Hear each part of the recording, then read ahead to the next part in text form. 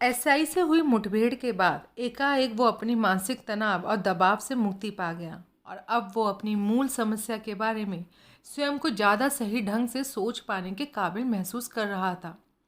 इस संबंध में एक नया आइडिया उसके दिमाग में पनपने लगा। बाजी अभी भी उसके हाथ में थी। उसने मन ही मन कहा, वो अभी भी जीत सकता था। तमाम रकम सही शैलजा को पुलिस के हवाले करने में कामयाब हो सकता था। इसका सीधा सा तरीका था शैलजा के सामने अपनी हार मानकर उसे यकीन दिला दिया जाए कि वो जीत गई थी। उस मगरूर औरत ने उसके इस झांसे में जरूर आ जाना था। अपने फ्लैट से करीब 100 गज पहले कार पार्क करके विक्रम तेजी से आगे बढ़ा। उस वक्त सुबह के 5 बज रहे थे। सड़क खाली पड़ी थी। किसी ने भी विक्रम को कार पार्क करते समय और फ्लैट की सीढ़ियां चढ़ते हुए नहीं देखा। विक्रम ने फ्लैट में दाखिल होकर पुनः दरवाज़ा लॉक कर लिया। बस कुछ ही घंटे की बात और थी, उसने सोचा। फिर ये किस्सा पूरी तरह ख़त्म हो जाएगा। बेडरूम का दरवाज़ा पहले की ही भांति बंद था। शैलजा अंदर सो रही थी। विक्रम ने नहा धोकर कॉफ़ी तैयार की और ड्राइंग रूम में बैठकर कॉफ़ी की चुस्कियाँ लेने लगा।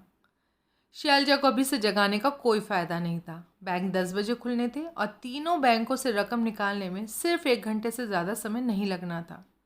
उस रोज़ शनिवार था।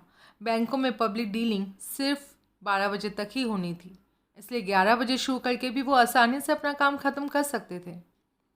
भावी योजना की रूपरेखा बनाता विक्रम इंतज़ार करने लगा। लगभग 7 बजे बेडरूम का दरवाज़ा खुला और शैलजा बाहर निकली। वो वही सलवार सूट पहने थी। विक्रम को ये बात बड़ी अजीब सी लगी कि वो अटैची नुमा ट्रैवलिंग बैग तो खासा बड़ा लाई थी, लेकिन कपड़ों के नाम पर सिर्फ एक जोड़ा ही साथ लेकर चली थी। गुड मॉर्निंग, वो बड़े ही नर्म स्वर में बोली। नींद अच्छी आई थी? विक्रम उठकर उसके सामने जा खड़ा हुआ। अपनी सुनाओ, तुम्हें वो नाम याद आए? शैलजा उपहासपूर्वक मुस्कुराई। अभी तो नहीं आए। विक्रम ने उसके कंधे पर पकड़कर उसे झंझोड़ा। तुम्हें अभी याद करने होंगे। इतनी जल्दी क्या है डियर, हमारे पास तो पूरा महीना पड़ा है। विक्रम उसे छोड़कर सोफे पर जा बैठा। 2 प्यालों में कॉफ़ी डालकर बोला, बैठो कॉफ़ी पियो। शैलजा ने उसके सामने बैठकर सिगरेट सुलगा ली। अच्छी बनी है कॉफ़ी। अपने प्याले से चुस्की लेकर वो बोली। सुनो। विक्रम गौर से उसे देखता हुआ शुष्क स्वर में बोला, मैं अपनी हार कबूल करता हूँ। तुम जीत गई। बोलो क्या चाहती हो? शैलजा ने भौं चढ़ाकर असमंजसतापूर्वक उसे देखा। क्या मतलब? मतलब तुम अच्छी तरह समझ रही हो। विक्रम सर झुकाकर बोला, तुमने मुझे तोड़कर रख दिया। मैं अब और ज़्यादा बर्दाश्त नहीं कर सकता और हमारे लिए खतरा भी बढ़ता जा रहा है। जितना जल्दी हो सके इस शहर से दूर चले जाने में हमारी भलाई है। उसने गर्दन उठाकर उसकी ओर देखा। मुझ पर पुलिस का दबाव बढ़ता जा रहा है। तुम जानती हो, पुलिस अब तुम्हें नहीं मुझे ढूंढ रही है। जानती तो नहीं, लेकिन हाँ, इसके बारे में मुझे शक ज़रूर था। एक ही बात है, विक्रम बोला। मेरा ख्याल था तुम पर दबाव डालकर तुम्हें रजामंद कर लूँगा, लेकिन ख़ास कोशिशों करने के बाद भी ऐसा कुछ हो नहीं सका। पिछले 2 दिनों से मुझ पर जो गुजर रही है वो मैं ही जानता हूँ। पुलिस के खौफ ने मेरा दिन का चैन और रातों की नींद हराम कर दी और करीब 2 घंटे पहले तो बीच पर एक पुलिस ऑफिसर ने मुझे लगभग पकड़ ही लिया था। बड़ी मुश्किल से जान बचाकर यहाँ पहुँचा हूँ। अब तुम बताओ, क्या मैं यहाँ से चले नहीं जाना चाहिए? बिल्कुल चले जाना चाहिए, वो शांत स्वर में बोली। बस यही कहना चाहते थे? हाँ। कुछ और नहीं कहोगे? कुछ और क्या? समझदार आदमी हो, खुद ही समझ जाओ। विक्रम उसका आशय समझ गया। ठीक है ठीक है, वो जानबूझकर खींचता सा बोला। कितना हिस्सा चाहती हो? जितना तुम देना चाहती हो। आधा। इससे ज़्यादा मांगने की कोशिश मत कर लेना। क्यों? क्योंकि एक बात अभी भी मेरे हक में है। क्या? लॉकर्स की चाबियां मेरे पास हैं। अगर मुझे आधी रकम नहीं मिली तो किसी को कुछ नहीं मिलेगा। हो, ये तो मैं भूल ही गई थी। शैलजा कुर्सी की पुष्ट से पीठ सटाकर मुस्कुराती हुई बोली। लेकिन क्या तुम्हें कभी एक बात भी सूझी थी कि पैसे के अलावा इस मामले का एक पहलू और भी है? क्या? याद करो, मैंने तुम्हें कुछ बताया भी था।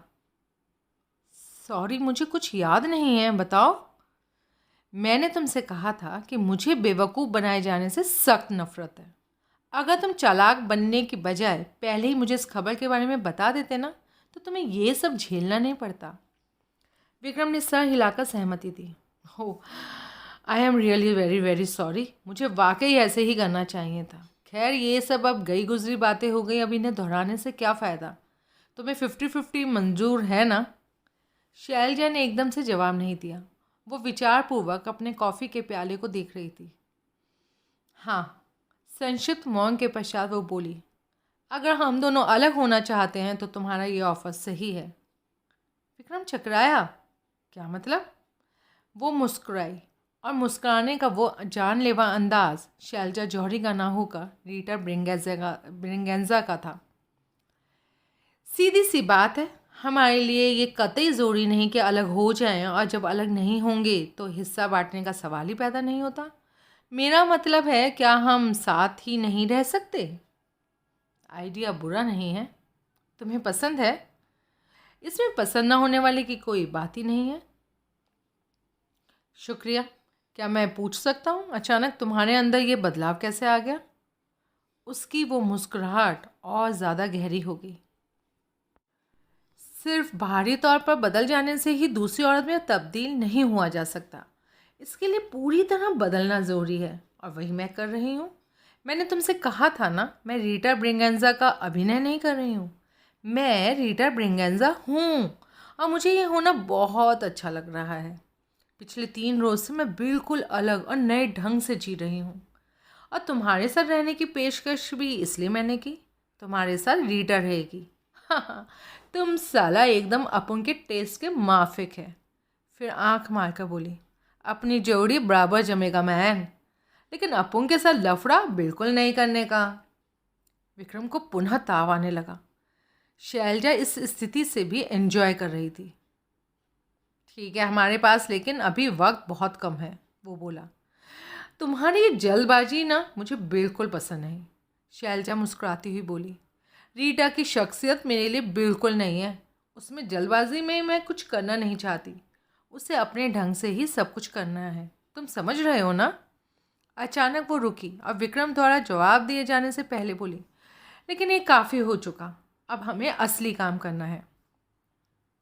विक्रम ने तीनों चाबियां निकालकर मेज़ पर रख दी। नाम बताओ। शैलजा एक एक करके चाबी उसकी ओर खिसकाती हुई मुदित स्वर में बोली, केनरा बैंक अनीता खूबचंदानी, सिंडिकेट बैंक मालती कश्यप, और Bank of Baroda Karuna Kapoor. Good. Vikram ने चाबियां उठाकर अपने पर्स में डाली और पर्स जेब में रख लिया। शैलजा को जीत का यकीन दिलाया जाने से काम कितना आसान हो गया था। इस वक्त 7:45 बजे हैं। वो अपनी रिस्ट वॉच पर निगाह डालते हुए बोला, बैंक 10 बजे से पहले नहीं खुलेंगे। ओके, तब तक मैं किसी ब्यूटी पार्लर में जाकर अपना हुलिया सही कराऊंगी, और फिर अपने लिए कुछ नए कपड़े खरीदूंगी। नहीं, विक्रम ने प्रतिवाद किया, तुम ऐसा कुछ नहीं करोगी। क्यों? क्योंकि इस सब के लिए वक्त हमारे पास नहीं है। पुलिस वाले जानते हैं कि मैं शहर में ही हूँ। अब पूरे जोर शोर से मेरी तलाश हो रही है। हर पल खतरा बढ़ता जा रहा है।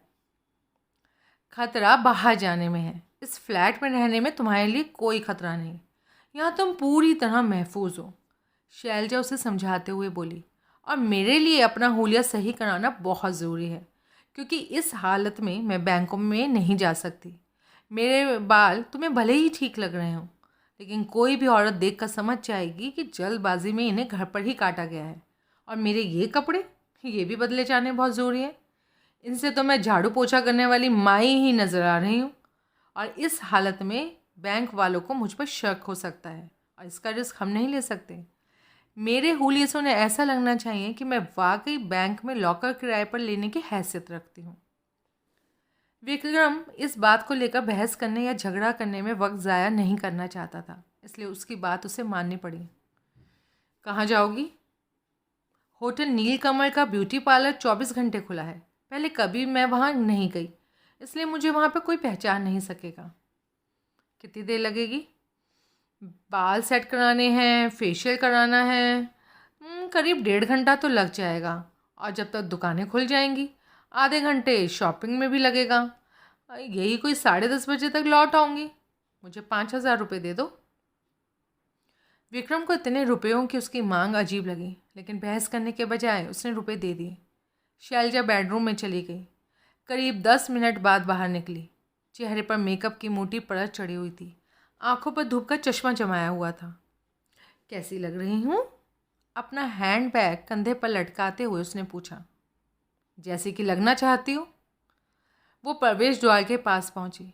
फिर अचानक विक्रम की ओर पलटकर बड़े ही आकर्षक ढंग से मुस्कुराई। मुझे अभी ख्याल आया कि जब मैं इस दरवाजे से अंदर आई थी तो शैलजा जौहरी थी, और अब रीटा ब्रिगेंजा बनकर पहली दफ़ा बाहर जा रही हूँ। वो बोली, मेरा मूड सही करने में मदद करोगे? ज़रूर। शैलजा ने ऐनक उतार कर बाहें फैला दी। आंखों में आमंत्रणपूर्ण भाव लिए वो अपने अधखुले होठों पर जीभ फैला रही थी। आओ, दूर क्यों खड़े हो? बेचारू ढंग से वो बोली।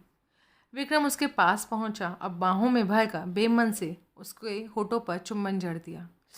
वाह, मज़ा आ गया, वो चटकारा सा लेकर बोली। विक्रम ने उसे आलिंगन मुक्त कर दिया। वो दरवाज़ा खोलकर बाहर निकल गई। विक्रम ने पुनः दरवाज़ा लॉक कर लिया। अलका भार्गव अपने शानदार बेडरूम में कुर्सी में पसरी सिगरेट फूंक रही थी। उसके चेहरे पर गहन चिंता मिश्रित विचारपूर्वक भाव थे। बिस्तर पर करीब 60 फोटोज़ फैली हुई थी। पास ही एक लिफाफे में 2 डेवलप्ड फिल्म्स पड़ी थी। ये दोनों चीज़ें कुछ ही देर पहले स्पेशल मैसेंजर द्वारा उसके एक फोटोग्राफर दोस्त की लेबोरेटरी से उसे डिलीवर की गई थी।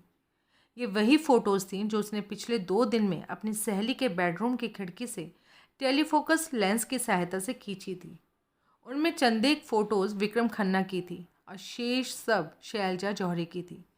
अधिकांश फ़ोटोज़ में शैलजा अकेली थी और कुछ एक में विक्रम के साथ उसके ड्राइंग रूम में खड़ी थी। फोटोग्राफी के नज़रिए से परफेक्ट उन सभी फ़ोटो को सरसरी तौर पर देखकर अलका ने बिस्तर पर डाल दिया था। फोटोग्राफी की बेहद शौकीन अलका हर खूबसूरत चीज़ को अपने कैमरे में कैद कर लिया करती थी, और इन फ़ोटोज़ को खींचने की बड़ी वजह थी उस औरत की बेपनाह खूबसूरती और उसका विक्रम के फ्लैट में मौजूद होना। उसका इरादा विक्रम को खूब खरी खोटी सुनाने का था। फ़ोटो दिखाकर अलका उसे जलील करना चाहती थी कि जवान लड़कियों से बचने का दिखावा करने वाला विक्रम खुद से ज़्यादा उम्र की औरतों को फ्लैट में लाकर उनके साथ रंगरलियां मनाता था। फिर अपनी आंटी और विक्रम की मकान मालकिन मिसेस पराशर को उसकी इस हरकत के बारे में बताने का डर दिखाकर वो हर प्रकार से विक्रम पर दबाव डालना चाहती थी, ताकि विक्रम उसकी मनमर्जी करने के लिए तैयार हो जाए। पिछले रोज़ जब वो विक्रम के फ्लैट पर गई थी तब सिर्फ बातों से ही उसे झटका देना चाहती थी, लेकिन 3 बार घंटी बजाने के बाद भी जब ना तो दरवाज़ा खुला और ना ही अंदर से कोई आहट सुनाई दी, तो वो ये समझकर चली आई थी कि विक्रम या उस औरत में से कोई भी अंदर मौजूद नहीं था। इत्तेफाक से विक्रम के फ्लैट की स्पेयर चाबी भी उस वक्त उसके पास नहीं थी। चाबी को वो अपने दूसरे पर्स में घर पर ही भूल आई थी, वरना उसने फ्लैट के अंदर ज़रूर जाना था। फिर एक ज़रूरी काम निपटाने के लिए वो मात्र उत्सुकतावश अपनी उसी सहेली के फ्लैट में पहुंची और उसके बेडरूम की खिड़की से कैमरे के जरिए विक्रम के ड्राइंग रूम की खिड़की की ओर देखा तो उसे फिर से वही औरत दिखाई दे गई थी। अलका ने फ़ौरन फैसला कर लिया, इन फ़ोटोज़ के साथ ही विक्रम से मिलेगी, ताकि विक्रम को झूठ बोलने या सफाई देने का कोई मौका ही उसे ना मिल सके। आमतौर पर अखबार न पढ़ने वाली अलका पिछली रात करीब 4 बजे से पहले तक नहीं जानती थी कि विक्रम के फ्लैट में मौजूद जिस स्त्री की फ़ोटोज़ उसने खींची थी वो वास्तव में थी कौन। लेकिन ये संयोग ही था कि अलका को उसके बारे में पता चल गया। पिछली रात वो अपने एक दोस्त के घर पार्टी में गई हुई थी। पार्टी बड़ी ही हंगामा खेज थी। वहाँ करीब 3 बजे उसकी मुलाकात एक ऐसे युवक से हुई जिस पर देखते ही उसका दिल आ गया। फिर वो दोनों उसके अपने दोस्त की स्टडी में चले गए। इस बाद में उस लड़के के जाने के बाद अलका अपना हुलिया सही करने के लिए स्टडी में ही रुक गई थी। चेहरे पर मेकअप की ताज़ा परत जमाने के बाद जब वो बाहर निकल ही रही थी तो अनायास ही उसकी निगाह रैक पर पड़े 3 रोज़ पुराने अखबार पर जा पड़ी थी। मेन पेज पर छपी औरत की तस्वीर देखकर वो चौंकी और गौर से देखने पर मजबूर हो गई। तस्वीर उसी औरत की थी जो विक्रम के फ्लैट में दिखाई दी थी और जिसकी फ़ोटोज़ उसने खींची थी। तस्वीर के साथ छपा समाचार पढ़ने के बाद तो अलका की खोपड़ी ही घूम गई। पार्टी में उसने जितनी भी विस्की पी थी वो सब एक ही झटके में उतर गई। उसके दिमाग में एक साथ दर्जनों सवाल उठ खड़े हुए। एक बार तो उसके जी में आया कि सीधे विक्रम के पास जा पहुंचे। फिर कुछ सोचकर अगले रोज़ फोटोज़ के साथ उससे मिलना ही बेहतर समझा। तत्पश्चात पार्टी में वो नहीं रुक सकी, वापस अपने घर लौटी। पिछले 4 रोज़ के अखबार के मॉर्निंग और इवनिंग एडिशंस की प्रतियां निकालकर अपने बेडरूम में जाकर पढ़ने बैठ गई। सिले सिलेवार सारी खबरें पढ़ने के बाद उसने अखबार फर्श पर फेंक दिए। सारी कहानी इस बुरी तरह चौंकाने वाली थी कि एकाएक उस पर यकीन उसे नहीं आ सका, लेकिन कहानी तथ्यपूर्ण थी, इसलिए मजबूरन यकीन करना पड़ा। कुछ देर कमरे में चहलकदमी वो करती रही, फिर कुर्सी पर बैठकर इस बारे में उसने सोचना आरंभ कर दिया। जल्दी ही उसे पता चल गया कि कहानी में जबरदस्त विरोधाभास था। उसके तथ्य वास्तविकता से मेल नहीं खाते थे। ये सारा मामला बैंक से गबन की गई 60 लाख रुपए की रकम का था, जिसमें शैलजा जौहरी के साथ साथ विक्रम भी गले तक फंसा हुआ था, और जिसका सबसे बड़ा सबूत था शैलजा जौहरी का विक्रम के फ्लैट में मौजूद होना।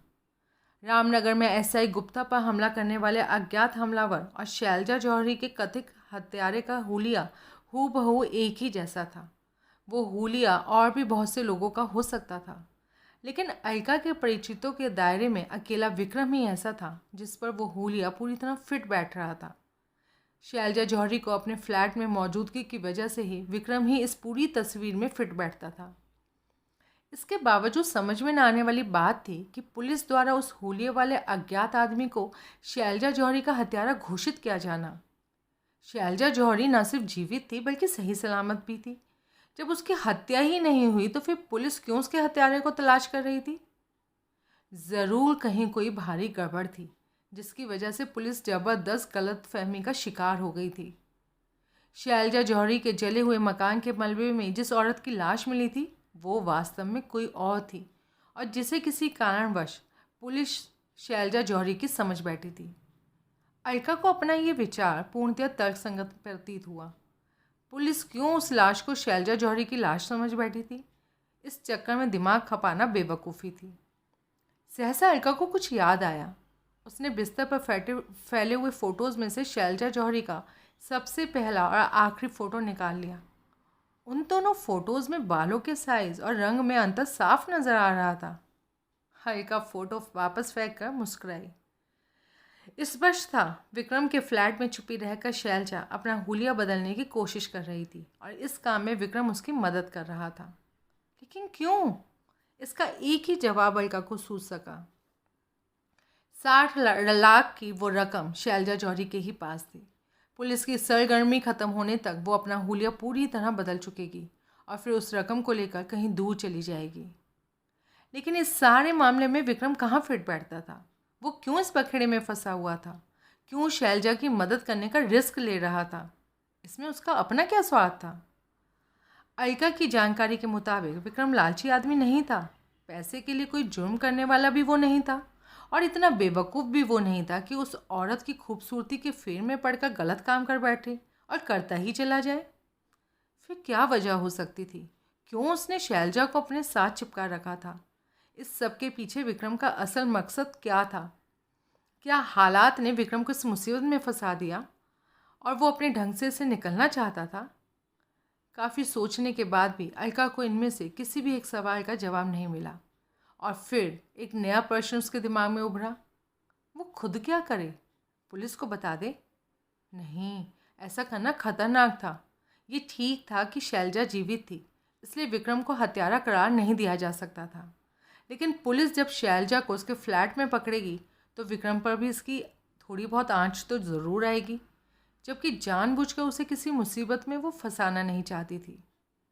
अगर विक्रम वाकई किसी मुसीबत में था तो उसकी मदद करके उस पर एहसान करने का ये सुनहरी मौका था, अलका ने सोचा, और बाद में अपने इस एहसान के बदले में वो आसानी से उसे हासिल कर सकती थी। इस निष्कर्ष पर पहुंचकर वो मुस्कुराई। उसने अपना रिस्ट वॉच देखा। 9:05 हुए थे। बाथरूम की ओर जाती हुई अलका सोच रही थी 1 घंटे में तैयार होकर वो विक्रम से इस बारे में बात करने जाएगी। अपने ड्राइंग रूम में बेचैनी से चहलकदमी करता विक्रम शैलजा के लौटने का इंतज़ार कर रहा था। उसे गए अभी मुश्किल से आधा घंटा हुआ था, लेकिन विक्रम को ऐसा लग रहा था कि मानो कई घंटे हो चुके थे। अगर लॉकर्स की चाबियां उसके पास नहीं होती तो उसे समझ बैठना था कि शैलजा जा चुकी थी, वो कभी वापस नहीं आएगी। शैलजा के जाने के बाद फ्लैट के एकांत में उसे पुनः पुलिस का खौफ सताने लगा था, और वो खुद को तसल्ली देता रहा था कि जिस एसआई से उसका सामना हुआ था वो सिर्फ कार का हुलिया नोट कर सका था, नंबर नहीं। ऐसी कारें शहर में और भी बहुत थीं, इसलिए महज इस बिना पर कि पुलिस उसके पास नहीं पहुंच सकती थी। शैलजा के साथ बैंक से रकम निकालने जाने में रिस्क था, क्योंकि पुलिस को पता लग चुका था कि वो इसी शहर में था, इसलिए उनकी सरगर्मी और भी तेज हो जानी थी। ड्यूटी पर मौजूद हर एक पुलिसमैन उसके और उसके कार के हुलिये के आधार पर उसी को तलाश कर रहा होगा। विक्रम तय कर चुका था कि अपने हुलिये को थोड़ा बदलने के लिए वो फेल्ट हैट और ऐनक का इस्तेमाल करेगा। इसके अलावा एक और भी बात उसके हक में थी। कार में बैठे आदमी के कद बुद्ध का सही अंदाज़ा लगा पाना मुश्किल था, जबकि पुलिस उसे इसी आधार पर ढूंढ रही थी। उसे यकीन था कि कार में बैठा रहकर उन्हें डॉज देने में वो कामयाब हो जाएगा। रकम अपने कब्जे में आने तक ही उसे पुलिस का डर था, फिर तो उसने खुद रकम और शैलजा को उन लोगों के हवाले कर ही देना था। इस बारे में उसकी योजना थी कि शैलजा को लेकर सीधा पुलिस हेडक्वार्टर्स पहुंच जाएगा, लेकिन अब ये योजना उसे सही नहीं जच रही थी। उसे शुरू से ही पूरा यकीन था कि शैलजा तभी तक उसके कब्जे में थी जब तक कि लॉकर्स की चाबियां उसके पास थी। बैंक से रकम निकालने के बाद ऐन वक्त पर शैलजा ने सारी रकम सहित गोल हो जाने की कोशिश ज़रूर करनी थी, क्योंकि वो ही इकलौता शख्स था जिसे इस बात की जानकारी थी कि शैलजा जीवित थी। इसलिए उसकी ज़रा भी चूक शैलजा की वो कोशिश कामयाब कर देनी थी। विक्रम इस असलियत से भी बखूबी वाकिफ था कि जिस तरह उसे शैलजा पर ज़रा भी एतबार नहीं था, उसी तरह शैलजा को भी उस पर भरोसा नहीं था। कुल मिलाकर स्थिति बिल्कुल ऐसी थी जैसे दो ठग अपने अपने हुनर से एक दूसरे को ठगने की कोशिश तो कर रहे थे, या फिर शतरंज के दो खिलाड़ी एक दूसरे को शर्तियाँ मात देने पर तुले हुए थे। दोनों को एक ही मौके का इंतजार था, रकम हाथ में आने का, क्योंकि विक्रम ने कार में रहना था और बैंकों से रकम शैलजा को निकालनी थी, इसलिए शैलजा का पलड़ा ही ज़्यादा भारी था। उसे रोकना ही होगा। कैसे? विक्रम ने कुछ देर सोचा, फिर बेडरूम में जाकर सूट और शर्ट बदले, सर पर हैट जमाया और आंखों को बड़े फ्रेम के ऐनक में छुपाकर फ्लैट से निकला। प्रवेश द्वार पुनः लॉक करके नीचे पहुंचा और सावधानीपूर्वक सड़क पर चल दिया। करीब 5 मिनट बाद एक पब्लिक कॉल बूथ में खड़ा वो पुलिस हेडक्वार्टर्स का नंबर डायल कर रहा था। वो इंस्पेक्टर चमन लाल से बातें करना चाहता था। चमन लाल एक ईमानदार और कर्तव्यपरायण पुलिस ऑफिसर था। वो विक्रम का कलीग रह चुका था और अभी भी दोनों में गहरे दोस्ताना ताल्लुकात थे। हेलो, संबंध स्थापित होने पर दूसरी ओर से कहा गया। Yes, inspector Chaman Lal here. Inspector, Vikram अपनी आवाज़ बदलकर बोला। मेरा नाम मीर मुश्ताक अली पठानकोट वाला है। मुझे आपकी मदद की सख्त से सख्त ज़रूरत है। किस मामले में? पहले ये बताइए जनाब, क्या आपको रामनगर में मोहतरमा शैलजा जौहरी वाले केस की जानकारी है? तुम्हारा उससे क्या ताल्लुक़ है? उसने तुरंत पूछा। बड़ा गहरा ताल्लुक़ है जनाब। आप मेरे सवाल का जवाब दीजिए, मेरे पास ज़्यादा वक्त नहीं है। मुझे पूरी जानकारी है। चमनलाल के स्वर में हिचकिचाहट थी। तो उस केस की छानबीन भी आप ही कर रहे हैं? नहीं। ओह, यानी आप इसमें कुछ नहीं कर सकते? साफ साफ बताओ, तुम कहना क्या चाहते हो? जी, वो 2 लाख रुपए का इनाम था, 60 लाख रुपए की रकम बरामदगी में, उसके लिए वो मुझे मिल सकता है क्या? चौंकिए मत जनाब, क्या आप उस इनाम को दिलाने में मेरी मदद कर सकते हैं? क्या नाम बताया था तुमने? संक्षिप्त मौन के पश्चात पूछा गया। जी, बंदे को मीर मुश्ताक अली पठानकोट वाला कहते हैं। बड़ा सा अजीब नाम है तुम्हारा। खैर, मिस्टर पठानकोट वाला, क्या तुम खुद को इस इनाम को पाने का हकदार समझते हो? बेशक जनाब। क्यों? क्योंकि मैं उस रकम को बरामद करा सकता हूँ। कैसे? आपको ये बताकर कि रकम किसके पास है और कैसे उसे हासिल की जा सकती है। तुम मिसेज जौहरी के हत्यारे की बात कर रहे हो? जी नहीं, मैं तो सिर्फ उस रकम की बात कर रहा हूँ। रकम उस हत्यारे के पास नहीं है? ये बाद की बात है। आप ये बताइए, क्या वो इनाम आप मीर मुश्ताक अली पठानकोट वाला को दिला सकते हैं? अगर तुम सारी रकम बरामद करा देते हो तो हमारा विभाग उस रकम को पाने के असली हकदार के तौर पर तुम्हारी सिफारिश ज़रूर करेगा। यानी रकम के ऊपर जो इनाम है वो मुझे मिल जाएगा? ज़रूर। वादा करते हो? हाँ। आप अपने कॉल के पक्के और ईमानदार आदमी हो। मुझे सिर्फ आप पर भरोसा है। अब आप ध्यान से सुनो। नंबर 1, जो कुछ मैंने आपको बताया है, काम ख़त्म होने से पहले वो आप किसी को नहीं बताएंगे। नंबर 2, रकम बरामद करने का ये काम आप खुद अंजाम देंगे, क्योंकि किसी दूसरे अफसर पर मुझे भरोसा नहीं है। 3, आज दोपहर में ठीक 11 बजे लिंक रोड पर जवाहर बिल्डिंग के सामने कम से कम अपने 4 मातहतों के साथ पहुंच जाइए। और हाँ, आप और आपके मातहत सादा लिबास में होने चाहिए, वर्दी में नहीं। मंजूर है? हाँ, लेकिन हमें वहाँ क्या करना होगा? इंतज़ार। जिस व्यक्ति के पास रकम है वो वहीं आएगा। वो कौन है? ये मैं आपको अभी नहीं बता सकता। उसका हुलिया? जी वो भी नहीं। तो फिर हम उसे पहचानेंगे कैसे? मैं आपको बताऊंगा। तुम वहीं मौजूद होंगे? हाँ जी। क्या तुम मुझसे मिल सकते हो? नहीं। क्यों? इसलिए कि अगर मैंने ऐसा किया तो वो रकम कभी बरामद नहीं हो सकेगी। और बड़ी बात नहीं, आपका कानून मुझ गरीब को ही पकड़ कर फांसी के फंदे पर चढ़वा दे। वो किस लिए? इसलिए जी कि फ़िलहाल मैं खुद भी इस बखेड़े में गले तक फंस चुका हूँ जनाब। तुम सच कह रहे हो? मीर मुश्ताक अली पठानकोट वाला कभी झूठ नहीं बोलता जनाब। मुझ पर भरोसा करके आपको अफसोस नहीं होगा, लेकिन मुझ पर भरोसा ना करके आपको इतना ज़्यादा अफसोस होगा कि आप खुद को कभी माफ़ नहीं कर सकोगे। विक्रम ने कहा और फिर तनिक रुक कर पूछा, बताइए, आप मुझ पर यकीन करते हो या नहीं? हाँ, चमनलाल ने ठोस स्वर में जवाब दिया। बहुत बहुत शुक्रिया जनाब। एक मिनट, चमनलाल ने जल्दी से पूछा, मैं तो तुम्हें जानता नहीं, फिर जवाहर बिल्डिंग के सामने तुम्हें पहचानूंगा कैसे? मैं आपको अच्छी तरह पहचानता हूँ। सही वक्त पर शिकार की और इशारा करके आपको बता दूंगा। मुझे यकीन है 12 बजे से पहले ही आप किला फतह कर चुके होंगे। ठीक है, एक बार फिर शुक्रिया जनाब।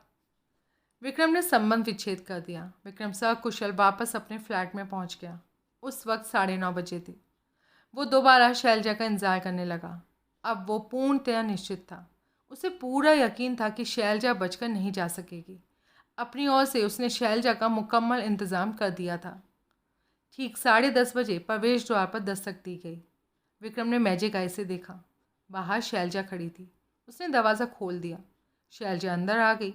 उसके बगल में 2 पैकेट दबे हुए थे। विक्रम दरवाज़ा बंद करके उसकी ओर पलटा। बाल सेट और फेशियल करा लेने के बाद उसके चेहरे की लुक में खासा बदलाव आ गया था। मैं ज़रा चेंज करके आती हूँ, तब तो मुझे देखना, शैलजा उत्तेजित स्वर में बोली। जल्दी करो, हमारे पास वक्त नहीं है। शैलजा बेडरूम में चली गई। करीब 10 मिनट बाद वो बाहर निकली, ठीक किसी मॉडल की भांति चलती हुई। विक्रम को एकाएक अपनी आंखों पर विश्वास नहीं हुआ। उसके सामने जो औरत खड़ी थी उसे शैलजा जौहरी के रूप में पहचान पाना वाकई मुश्किल था। उसके परिचित भी काफ़ी गौर से देखने पर ही उसे पहचान सकते थे। उसके समूचे व्यक्तित्व में भारी बदलाव आ गया था। चेहरे पर गहरा लेकिन सलीके से पोता गया मेकअप, ब्राउन बॉब्ड हेयर, भौहें और पलके तक भी ब्राउन, कानों में चांदी के टॉप्स और गले में झूलता चांदी का क्रॉस, टाइट ब्लाउज जिसके लो कट गले से वर्षों का सिर्फ उतना ही भाग नुमाया हो रहा था कि देखने वालों की निगाह तो उस पर ज़रूर टिके, लेकिन उसे फूहड़ता का दर्जा ना दिया जा सके। लेकिन हाँ, ब्लाउज फाड़ कर बाहर झाँकने के लिए आतुर की संज्ञा उन्हें नहीं दी जा सकती थी। स्कर्ट सुडौल, नितंबों और जांघों पर कुछ इस ढंग से कसा हुआ था कि वो अपेक्षाकृत ज़्यादा उभरे नजर आ रहे थे। पैरों में फंसी करीब 4 इंच ऊंची हील्स वाली सैंडल ने उसका कद भी काफ़ी बढ़ा दिया था।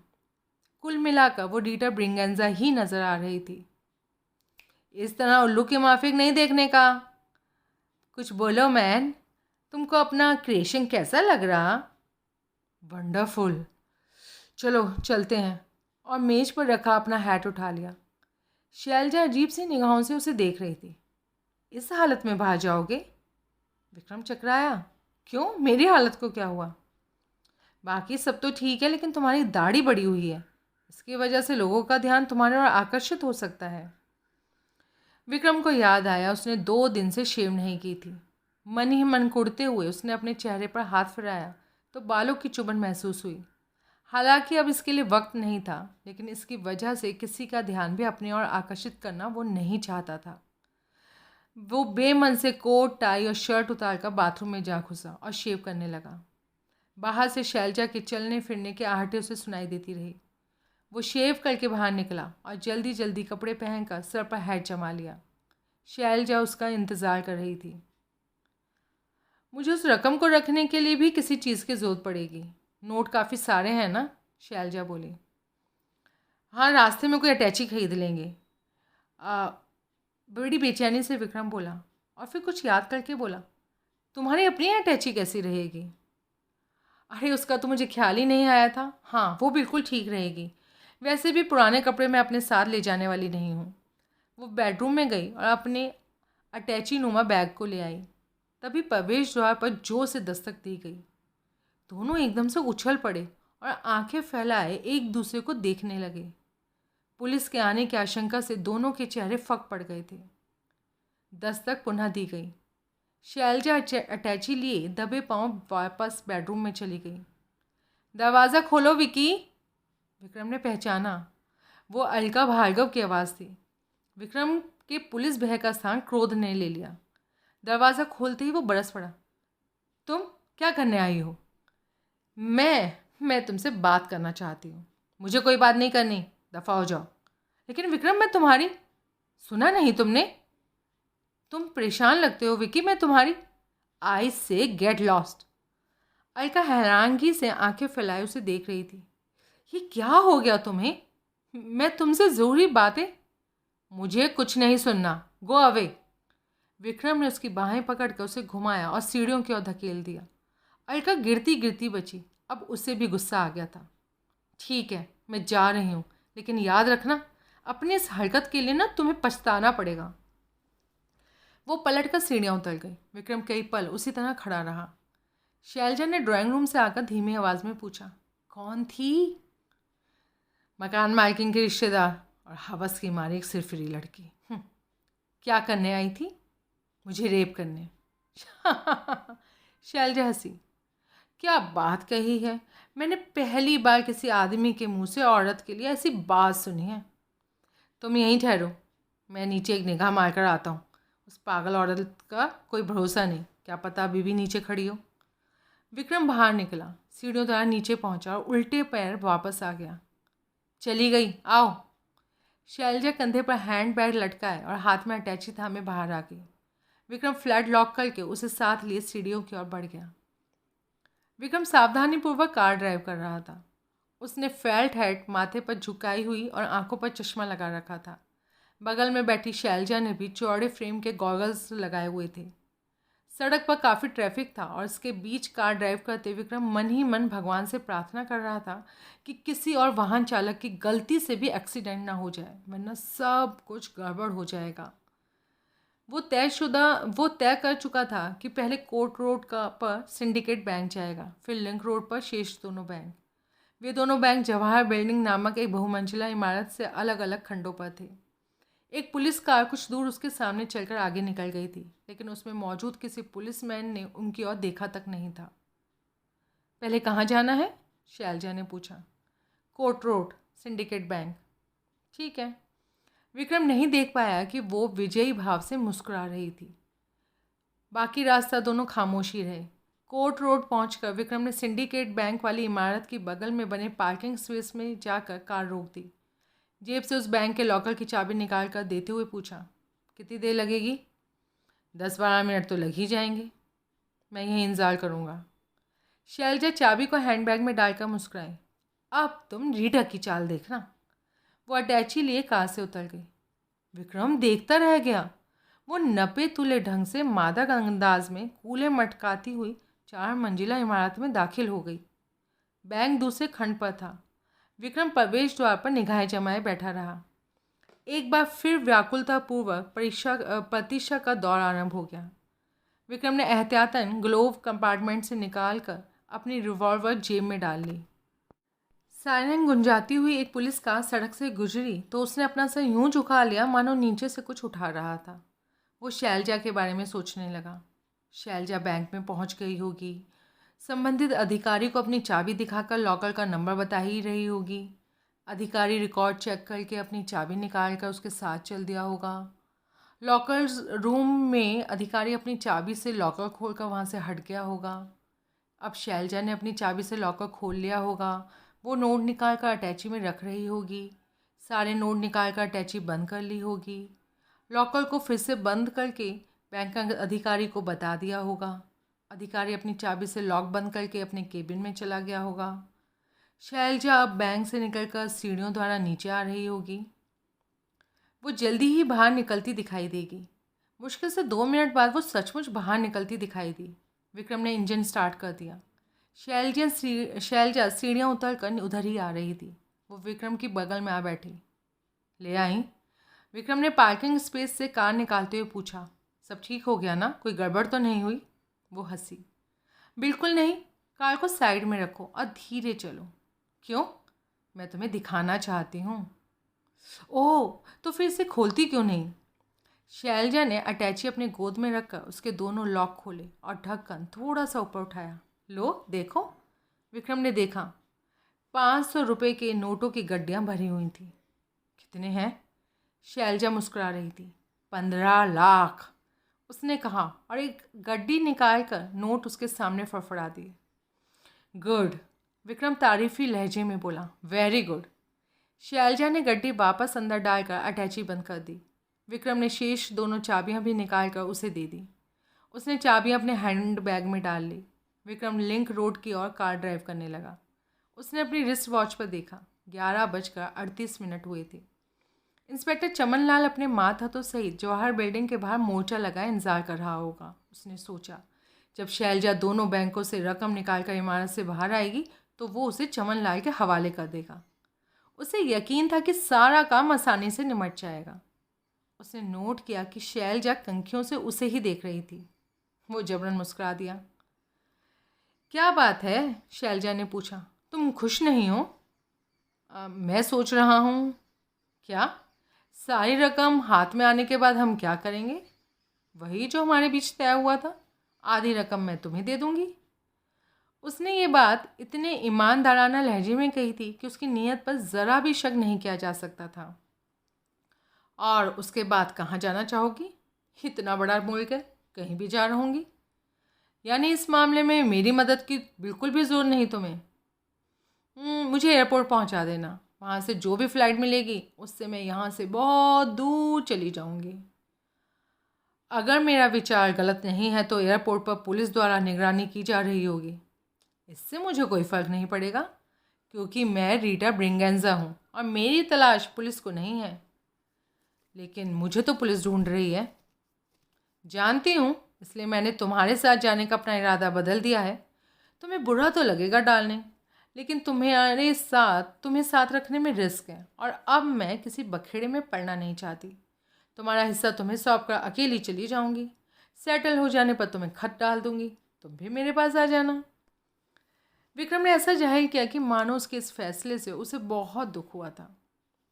यानी मुझे इस मुसीबत में फंसा छोड़ जाओगी? उसने व्याकुलतापूर्वक पूछा। घबराते क्यों हो? तुम्हें 30 लाख रुपए देकर जाऊंगी। इतनी रकम की मदद से तुम जैसा आदमी ऐसी दर्जन भर मुसीबतों से भी आसानी से निकल सकता है। ठीक है, वो निराश भरा स्वर में बोला। मुझ पर जो गुजरेगी वो मैं भुगत लूँगा। फिर तनिक रुक कर बोला, मेरा हिस्सा कब और कहाँ दोगी? जब और जहाँ तुम कहोगे। इसके लिए तो तुम्हें मेरे फ्लैट पर चलना होगा। नो प्रॉब्लम, वो लापरवाही से बोली। जिस ढंग से वो हर एक बात को कबूल किए जा रही थी, उससे विक्रम का यकीन पुख्ता हो रहा था कि सारी रकम हाथ में आते ही वो गोल हो जाने की कोशिश करेगी, और ये भी कि इसके लिए वो पहले ही कोई योजना बना चुकी थी।